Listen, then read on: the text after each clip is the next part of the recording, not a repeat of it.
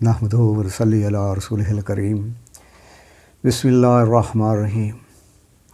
کلمہ پڑھنے کے بعد پہلا حکم نماز کا ہے۔ نماز کا مقصد ہے کہ 24 گھنٹے کی زندگی صفت صلاۃ پر آ جائے، جیسا کلمے کا مقصد ہے کہ اندر کا یقین ٹھیک ہو جائے۔ نماز کا مقصد ہے کہ باہر کی زندگی ٹھیک ہو جائے۔ نماز اللہ تعالیٰ کی قدرت سے براہ راست فائدہ حاصل کرنے کا ذریعہ ہے۔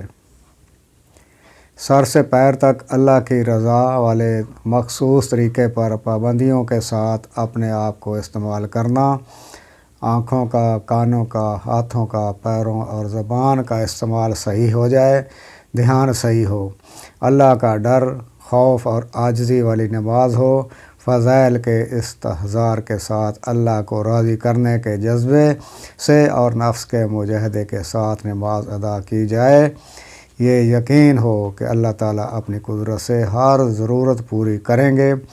قیام، رکوع، سجدے اور قعدہ میں دھیان دمایا جائے کہ اللہ مجھے دیکھ رہے ہیں، اللہ رب العزت میرے ساتھ ہیں۔ نماز فرشتوں کی عبادت کا مجموعہ ہے۔ فرشتے کوئی قیام میں ہیں، کوئی رکوع میں، کوئی سجدہ میں اور کوئی قعدہ کی حالت میں۔ نماز کو نبی کریم صلی اللہ علیہ وسلم کے طریقے کے ساتھ ادا کیا جائے۔ آپ صلی اللہ علیہ وسلم نے فرمایا کہ نماز اس طرح ادا کرو جس طرح تم مجھے ادا کرتے ہوئے دیکھتے ہو۔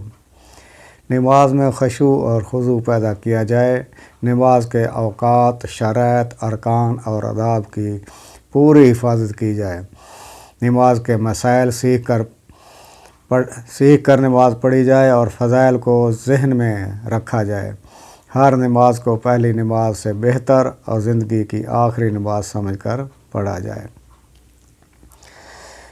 اللہ جل شانہ نے فرمایا ہے کہ بے شک کامیاب ہو گئے وہ مومن جو اپنی نمازوں میں خشوع کرنے والے ہیں۔ حدیث مبارکہ میں نماز کے بے شمار فضائل بیان کیے گئے ہیں۔ رسول اللہ صلی اللہ علیہ وسلم نے فرمایا، قیامت کے دن سب سے پہلے جس چیز کا حساب ہوگا وہ نماز ہے۔ اگر نماز پوری نکل آئی تو باقی اعمال بھی پورے نکلیں گے، اور اگر یہ بیکار نکلی تو باقی اعمال بھی خراب ہو جائیں گے۔ نبی کریم صلی اللہ علیہ وسلم کا ارشاد ہے کہ اللہ تعالیٰ نے میری امت پر سب چیزوں سے پہلے نماز فرض کی اور قیامت میں سب سے پہلے نماز کا حساب ہوگا۔ نماز کے بارے میں اللہ سے ڈرو۔ نماز جنت کی کنجی ہے۔ نماز دین کا ستون ہے۔ نماز مومن کا نور ہے۔ نماز دل کا نور ہے۔ نماز افضل جہاد ہے۔ نماز ہر متقی کی قربانی ہے۔ نماز اسلام کی علامت ہے۔ نماز شیطان کا منہ کالا کرتی ہے۔ آدمی کے اور کفر کے درمیان نماز ہی حائل ہے۔ سب سے افضل عمل اول وقت نماز پڑھنا ہے۔ افضل ترین نماز آدھی رات کی ہے۔ آخری رات کی 2 رکعتیں تمام دنیا سے افضل ہیں۔ نماز کا مرتبہ دین میں ایسا ہے جیسا کہ سر کا درجہ بدن میں ہے۔ جب آدمی نماز میں داخل ہوتا ہے تو اللہ تعالیٰ اس کی طرف پوری توجہ فرماتے ہیں۔ جب آدمی نماز کے لیے کھڑا ہوتا ہے تو جنت کے دروازے کھل جاتے ہیں۔ اللہ اور اس نمازی کے درمیان پردے ہٹ جاتے ہیں جب تک کہ وہ کھانسی وغیرہ میں مشغول نہ ہو۔ ایک دفعہ نبی کریم صلی اللہ علیہ وسلم سردی کے موسم میں باہر تشریف لائے اور پتے درختوں پر سے گر رہے تھے۔ آپ صلی اللہ علیہ وسلم نے ایک درخت کی ٹہنی ہاتھ میں لی، اس کے پتے اور بھی گرنے لگے۔ آپ صلی اللہ علیہ وسلم نے فرمایا کہ مسلمان جب اخلاص کے ساتھ نماز پڑھتا ہے تو اس کے گناہ ایسے ہی جھڑتے ہیں جیسے درخت کے پتے۔ حضور اکرم صلی اللہ علیہ وسلم کا ارشاد ہے، 5 نمازوں کی مثال ایسی ہے جیسے کسی دروازے پر ایک نہر ہو جس کا پانی جاری ہو اور گہرا ہو اور وہ اس میں روزانہ 5 مرتبہ نہائے۔ حضور اکرم صلی اللہ علیہ وسلم کا ارشاد ہے، حق تعالیٰ شانہ نے ارشاد فرمایا ہے کہ میں نے تمہاری امت پر 5 نمازیں فرض کی ہیں، اور اس کا میں نے اپنے لیے عہد کر لیا ہے کہ جو شخص ان 5 نمازوں کو ان کے وقت پر ادا کرنے کا اہتمام کرے، اس کو اپنی ذمہ داری پر جنت میں داخل کروں گا۔ اور جو ان نمازوں کا اہتمام نہ کرے تو مجھ پر اس کی کوئی ذمہ داری نہیں ہے۔ حضور اکرم صلی اللہ علیہ وسلم کا پاک ارشاد ہے، جس کا مفہوم یہ ہے جو شخص 40 دن تک اخلاص کے ساتھ اس طرح نماز پڑھے کہ تکبیر اولیٰ فوت نہ ہو تو اس کو 2 پروانے ملتے ہیں، ایک پروانہ جہنم سے چھٹکارے کا، دوسرا نفاق سے بری ہونے کا۔ حضور اکرم صلی اللہ علیہ وسلم کا ارشاد مبارک کا مفہوم ہے کہ جو شخص نماز کا اہتمام کرے تو نماز اس کے لیے قیامت کا دن نور ہوگی اور حساب پیش ہونے کے وقت حجت ہوگی اور نجات کا سبب ہوگی، اور جو شخص نماز کا اہتمام نہ کرے اس کے لیے قیامت کے دن نہ نور ہوگا، نہ اس کے پاس کوئی حجت ہوگی اور نہ نجات کا کوئی ذریعہ۔ اس کا حشر فرعون، حامان اور ابی بن خلف کے ساتھ ہوگا۔ حضور اکرم صلی اللہ علیہ وسلم نے ارشاد فرمایا کہ جو لوگ اندھیرے میں مسجدوں میں بکثرت جاتے ہیں ان کو قیامت کے دن پورے نور کی خوشخبری سنا دو۔ حضور اکرم صلی اللہ علیہ وسلم کے قول کا مفہوم ہے، جس شخص کی ایک نماز بھی فوت ہو گئی تو یہ ایسے ہے جیسے اس سے اس کے گھر والے، مال و دولت سب کچھ چھن گیا۔ نبی کریم صلی اللہ علیہ وسلم نے ارشاد فرمایا، جس کا مفہوم ہے جو شخص اچھی طرح وضو کرے اور پھر فرض نماز پڑھے تو حق تعالی شانہ اس دن وہ گناہ جو چلنے سے ہوئے، وہ گناہ جن کو اس کے ہاتھوں نے کیا، وہ گناہ جن کو اس کی آنکھوں نے کیا، وہ گناہ جو اس کے دل میں پیدا ہوئے، سب معاف فرما دیتے ہیں۔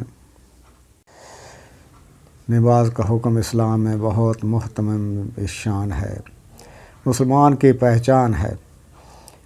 اس کو خوب خشوع اور خضوع سے ادا کیا جائے، باجماعت نماز کی پابندی کی جائے، انفرادی اوقات میں نوافل میں لمبی رکعتیں پڑھی جائیں، دوسروں کو نماز کی دعوت دی جائے کہ کوئی بھی بالغ مرد و عورت معاشرے میں بے نمازی نہ رہے، اور اللہ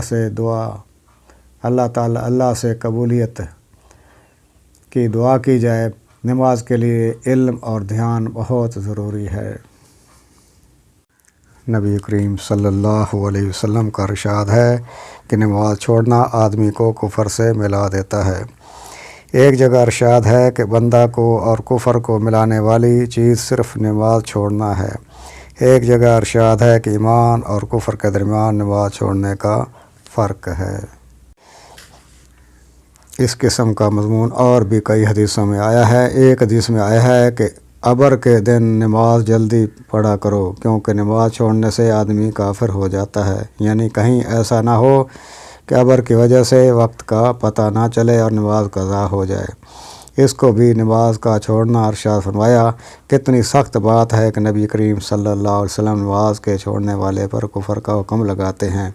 گویا علماء نے اس حدیث کو انکار کے ساتھ مقید فرمایا ہے کہ مگر حضور صلی اللہ علیہ وسلم کے ارشاد کی فکر اتنی سخت چیز ہے کہ جس کے دل میں ذرا بھی حضور صلی اللہ علیہ وسلم کی وقت اور محبت ہے اور حضور کے ارشاد کی اہمیت ہوگی، اس کے لیے ارشادات نہایت سخت ہیں۔ اس کے علاوہ بڑے بڑے صحابہ جیسا کہ حضرت عمر، حضرت عبداللہ بن مسعود، حضرت عبداللہ بن عباس وغیرہ حضرات کا یہی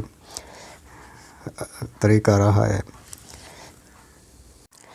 نبی کریم صلی اللہ علیہ وسلم سے نقل کیا گیا ہے کہ جو شخص نماز کو قضا کر دے وہ بعد میں نماز پڑھ بھی لے پھر بھی اپنے وقت پر نہ پڑھنے کی وجہ سے ایک حقب جہنم میں جلے گا، اور حقب کی مقدار 80 برس کی ہوتی ہے، اور ایک برس 360 دن کا، اور قیامت کا ایک دن 1000 برس کے برابر ہوگا۔ اس حساب سے ایک حقب کی مقدار 2,88,00,000 سال بنتی ہے۔ اللہم صلی علی محمد وعلی آل محمد مبارک وسلم۔ اللہ رب العزت نے ہم سب کی دنیا اور آخرت کی پوری کامیابی اپنے پورے دین پر چلنے میں رکھی ہے۔ پورا دین ہم سب کی زندگی میں آئے گا رسول اللہ صلی اللہ علیہ وسلم علیہ مبارک سنت طریقوں سے۔